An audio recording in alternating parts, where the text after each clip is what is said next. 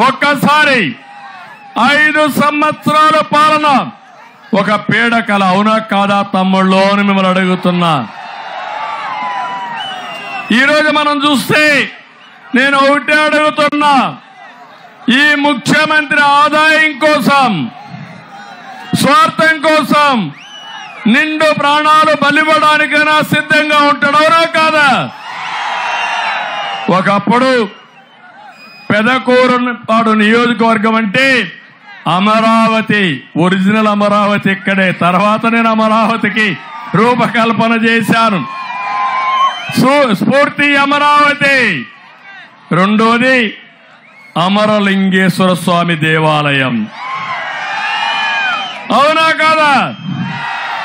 ఇప్పుడు గుర్తొచ్చేది ఎవరు గుర్తొస్తారు ఈ నియోజకవర్గం అనగానే?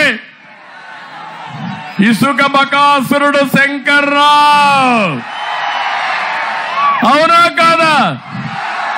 ఇసుక బకాసురుడు, ఇసుక దోపిడీ గుర్తొస్తుంది.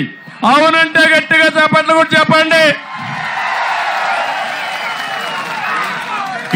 నేను అనుకున్నా వీళ్ళేదో రీటైల్ గా దోపిడీ చేస్తారనుకున్నా కానీ వీళ్ళు హోల్సేల్ గా దోపిడీ చేసే దోపిడీ దొంగలు, బందిపోట్లని నేను ఎప్పుడూ ఊహించలేదని చెప్పి కూడా మీకు తెలియజేస్తున్నా.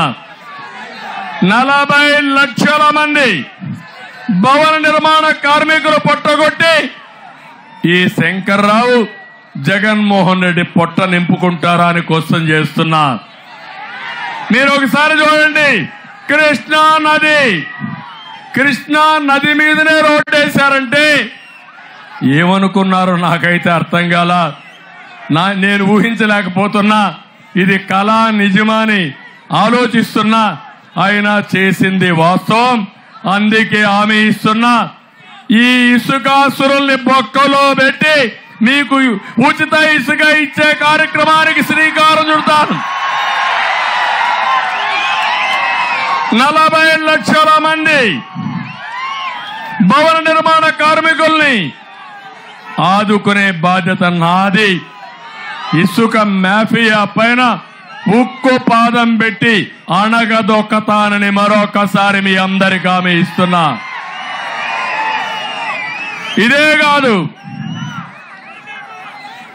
నేను అడుగుతున్నా మిమ్మల్ని అందరినీ, ఒకప్పుడు ఒక ట్రాక్టర్ ఇసుక ఎంత తమ్ముళ్ళు?